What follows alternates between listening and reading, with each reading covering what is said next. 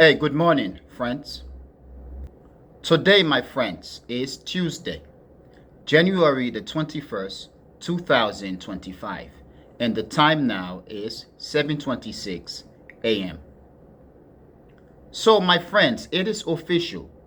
Donald Trump has finally once again been inaugurated. He is once again the President of the United States of America. Yesterday he was inaugurated, which also means that yesterday he begins his second term in office as the President of the United States of America. And also yesterday he signed several executive orders. Now, friends, I'm going to talk briefly about the situation relating to Donald Trump, his inauguration. However, I'm not going to go too deep into my talk. The plan here is in the coming days and weeks, I'm going to relook at his speech. I'm going to rewatch the speech, his inauguration speech or address, however you want to say it, and I'm going to pinpoint the various points or pointers or themes of the speech.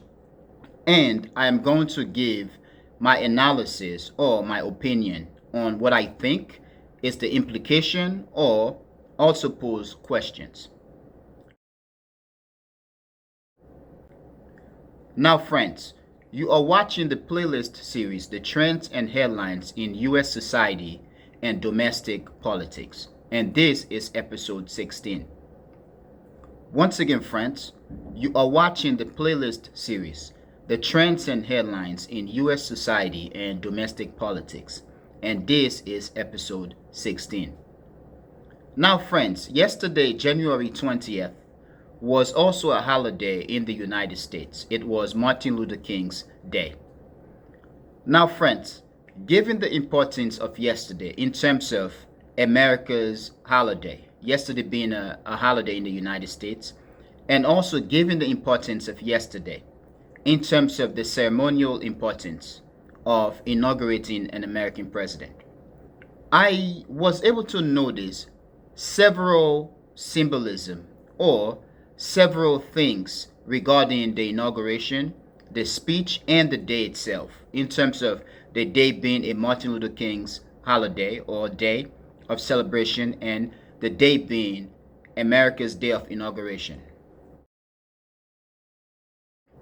Now, friends, once again, yesterday was Martin Luther King's Day, a holiday in the United States when Americans honored the former civil rights icon, Dr. Martin Luther King, who basically led marches and several activities to gain civil rights for Black Americans or for Black people in the United States. And he did several things in terms of his contribution to American history and American society or politics. Now, in terms of yesterday being the inauguration day in the United States, it is interesting that the inauguration was held in-house, indoor. And if I do remember correctly, one of the reasons for canceling the outdoor inauguration was due to the temperature, the weather, and so on. But the inauguration was very much, it was a closed event, okay? And I think for the first time for me, it was one of those events that it seems as if there's a detachment from the people, because usually we have been accustomed to seeing American inauguration happens outdoor, where the crowd gather at the mall and also gather in front of the congressional building and so on, and the inauguration ceremony take place. But it was a very small event, and honestly, the speech of Donald Trump was very interesting. Now, I'm going to start here by saying that Donald Trump is known in the United States for being someone who is not a good speaker, or at least who is not good in terms of his ability to give speech or speeches. However, as he delivered his speech, you could tell that there were fine words in the speech. Whoever wrote the speech, I think, did a good job for, if that president, if Donald Trump was a good speaker, I think it would have been much better in terms of the echo of the speech. And I'm not talking about the echo in terms of the literal meaning of it, but how it sounds, okay, to the listener. However, friends, as I listened to Donald Trump speak, a couple of things that I was able to do was one, I was able to make connection between the speech that Donald Trump gave yesterday to a specific episode in the Star Wars series when the Emperor spoke. He spoke about the fact that there was an attempt on his life, and he also mentioned that that day basically was the beginning of the first intergalactic empire or sort, if I can remember his words exactly. Now, what I'm going to do in the future, as I've said, is I'm going to look at Donald Trump's speech. I'm going to watch the speech again, read it, and look at several pointers or themes and talk about them.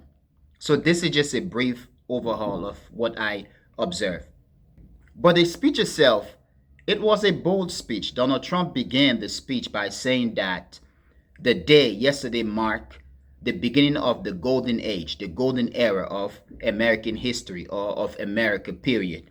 That is as to say that every other part, okay, or time of Americans or America's 240-year history has not been the golden era. I mean, we had the settlement, we had the Revolutionary War, the Declaration of Independence. You had the Industrial Revolution, World War One, World War Two, the 1920s, and so on and so on.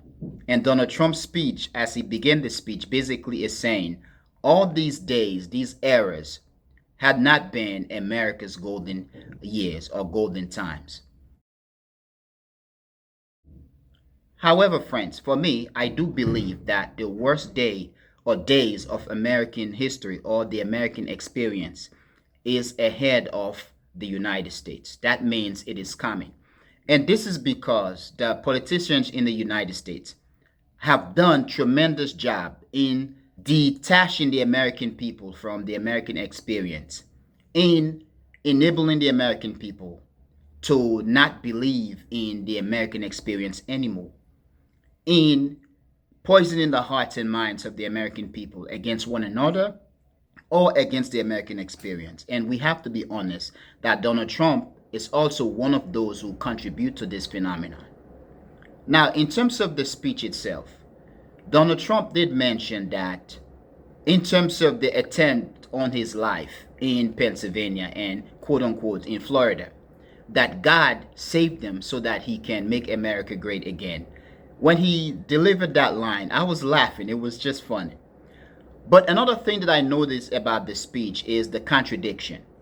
One is that he did stress or he mentioned explicitly American exceptionalism, which has been how American government or American presidents run the country in terms of the interaction of the United States with the international communities, the rest of the world, is that which based solely on American exceptionalism. But Donald Trump did mention peace, that in terms of his legacy, he wants to be seen as a peacemaker and as a unifier. However, in terms of peacemaker, perhaps, as I've said many times, Donald Trump could emerge as a peacemaker around the world in terms of his ability and willingness to end the war in Ukraine. And the war in Ukraine is an embarrassment for the entire white world, the entire European world. This is because the war in Ukraine served as a contradiction to what the West has told itself continuously. Yes, Donald Trump could end the war in Ukraine, but then the war around the world against people of color is something that we might or should be expecting. In terms of the war in the Middle East, yes, we do have a ceasefire. Perhaps Donald Trump could basically maintain the ceasefire because this is because, as he had said in the speech, that he wants to be seen as a unifier and a peacemaker. So on the one hand, the possibility that Donald Trump could end the war in the white Western world among Westerners, while at the same time carrying war in the countries and territories around the world of color or colored people.